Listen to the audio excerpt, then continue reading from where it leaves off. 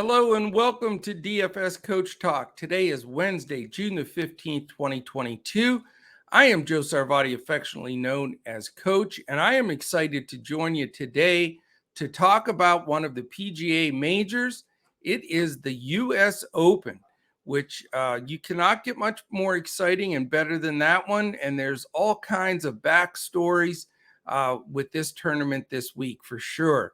A couple of things. First of all, it's at Brookline, Massachusetts, and it is the Country Club of Brookline. And it is where they played the 1988 Masters.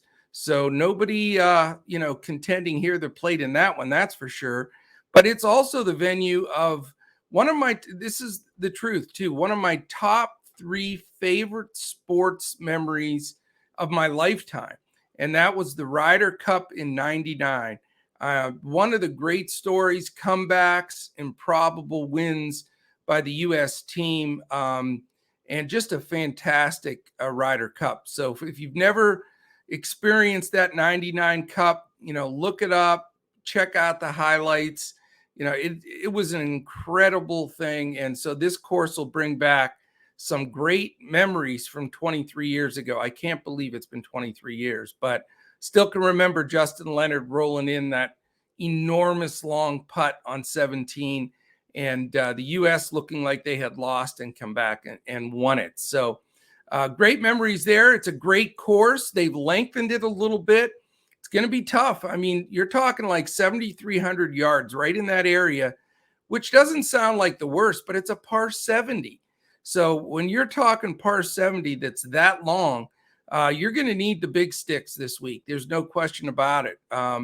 There are some holes you can score on, some of the par 5s, a couple of the par 4s, and there's a forgiving par 3 as well. So, I don't think these are going to be blow-up scores like you see in a lot of U.S. Opens, but it's not going to be easy either. If you're not in the fairway, which is very hard to hit there, you are penalized in the rough. And, it's going to be tough to make pars if you're not keeping the ball straight.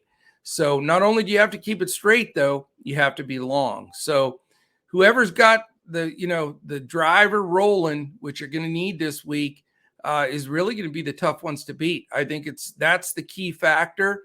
And, so total driving's a great stat to look at. That's what I did in some of my preparation. Because it really is that combination. It's not like one of the courses where we say, okay, the strategic hitters will be able to place the ball and put it in the right spot on the greens and score, or the courses that, some of them are 7,600 yards now where you could just let it rip where you're not penalized in the, if you spray it outside of the fairway. This is the combination that makes it tough, because you're going to need to keep it in the fairway and you have to be long, as I said. I know I've said it like 3 times already, but that is the key. So we need to find some of those guys. We'll talk about who I think fits the bill there, who's hot. We'll look at the recency, and we'll take a look at, what the odds are in Vegas, because that always tells us a lot on those futures. So if you're watching this now and you're a PGA fan, this is an exciting week for us. Can't wait to watch a lot of golf. They have it on hours and hours. You get to watch pretty much as much golf as you can take. So exciting stuff. And we have the US Open going on. Well, we still have the NBA Finals with Game 6 tomorrow. Huge MLB slates. Just a fantastic time to be a sports fan and to be a DFS player, because fantastic contests in all of them. If you get in those milli makers, there's several of them in golf. Jump in those early, get your spots reserved. There definitely are some great contests. If you want to be a part of what we're doing here at Coach Talk, again, you can't get a better time to do it. Go to dfscoachtalk.com. You can join for as little as $10 for 3 days. You'll get all of our coverage for all of those sports that I just mentioned for the next 3 days. And we'd love to have you. We also do one-on-one sessions with all of our members, strategy session, looking at contest selection, bankroll management, whatever areas you want to do a little brainstorming about. So come and join us. If you're watching this on YouTube right now, quick thumbs up would be greatly appreciated. That really helps us on the algorithm. Hit the subscribe button while you're at it, and the little alert button in the corner. This way, anytime one of our podcasts is premiering, you're going to be alerted, so you can jump in there and talk in the chat with us and check it out. Today, for example, we have 3 podcasts premiering, with our NBA one for tomorrow's game, obviously this one that you're already watching, and then the MLB one that has games all day long. So we would love to have you join us and love to have you check us out. Okay, let's dive right directly into the stats. Our partners at betus.com.pa, we want to thank them for being a sponsor. And we have a great deal with them. If you want to play some of these games, the NBA or play the golf bets, whatever, and you're looking for a good book to do that, go to betus.com.pa. And if you sign up with your first deposit of at least $79, that's it, with BetUS, and you use the promo code Coach Talk, all one word, no space, you get a free month of Coach Talk. So you don't even have to worry about buying a 3-day pass. You get a full month of Coach Talk, everything we've got, full access. That's a $75 value. Plus, you get your betus.com.pa wagers. And I've been there 16 years. They're fantastic. So check them out. You'll definitely enjoy that. And these odds are presented by them. Favorite to win it, Rory McIlroy. He is 10-1 coming off the victory last week. We had him as our key play, and we called him out as a winner last week, and he got it done. So definitely still on the Rory bandwagon. I think he's playing well. I think he'll be in contention. His game certainly has all the aspects of being competitive here, and he is one of my favorites, even though he's 10-1 favorite on the odds. John Rahm, 14-1 is next. I'm not probably going to be on Rahm, but you can never count him out. I just haven't liked the consistency around the greens that he's shown, and he's not getting the ball up and down as he used to. His putting isn't as sharp also. Still a huge threat. He can put the pieces together, but with the length of this course, you have to be able to scramble around the greens. And I just don't think he's super sharp in that area, but always a danger. A big favorite and a guy that's going to get a lot of play, Justin Thomas. Certainly a guy you could play in there. If you put him with Rory, you got to start getting a little bit, thinking outside the box for how you're going to finish off the lineup salary-wise. But there is plenty of value here. So you can go Rory and Justin. Justin's my second choice to win it. I think he's, again, long, has the consistency, just a solid player that certainly this type of victory falls right into his sweet spot. So a guy you definitely want to look at. Fourth choice is the world's number 1, and that's Scottie Scheffler. He's also 16-1. Certainly can put it together in any time frame. Certainly think he'll be a threat as well. But again, it'd be great if you could play Rory, Justin, and Scottie all on your lineup, but you're going to have to probably roster yourself as the last person in if you do that, because there's no salary left. So you got to make some tough decisions. Scheffler is a tough one. If you're going to rotate out of one of the other guys, Scheffler's certainly a guy that you can consider. Next at 18-1, Cameron Smith. Again, recency, he's playing well, always dangerous. Does have stretches where he gets a little sloppy out there, but again, he's got the length for this course. When his putter gets hot, he is dangerous. Certainly can be considered a threat. Also, Jordan Spieth at 20-1. Playing decent golf. Just don't trust him, though, right now completely. Still misses those short putts from time to time. I think it gets into his head a little bit. Certainly a guy you can look at, but he's pretty expensive on all the sites as well, and I'll probably go elsewhere. Forgotten guy recently is Brooks Koepka. He's next at 25-1. Another guy that just has never put it back together since the knee injury a season and a half ago. He's in contention. He gets close at times, but his inconsistency has shown more and more. And with the price that he's at, both at 25 to 1 and in DFS, I'm going to go elsewhere. Here's a guy that, the other big story, obviously, with this U.S. Open is in golf in general, is this Live Tour that they started, the Saudi Arabian-backed tour that has purchased guys to play in it, is basically what they've done. They've paid Phil Mickelson $200 million just to participate and play. Dustin Johnson, they paid $120 million.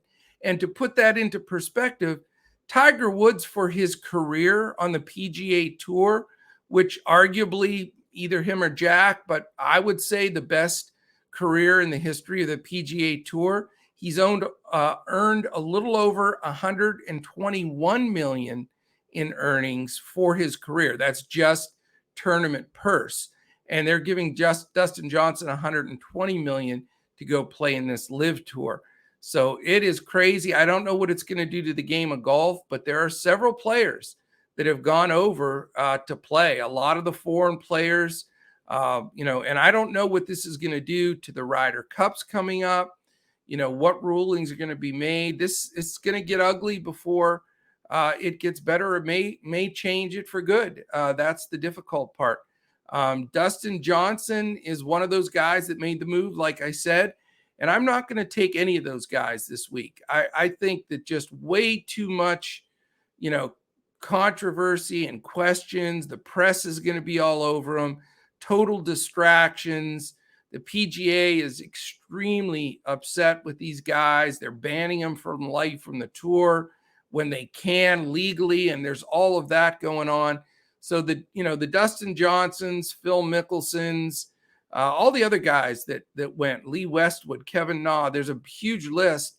I'm not playing any of them this week. I just think that for them to come in under those circumstances, probably feelings they've never had in going to a golf tournament, they're going to be shunned, if you will, from, the tour itself. It's just going to be an odd situation, and the press is going to be relentless as well. So I'm going to fade Dustin and the rest of those guys that went over to the Live Tour, and Dustin's only 25 to 1. A couple other guys we'll go through here. Colin Morikawa, also 25 to 1, and Shane Lowry, 25 to 1.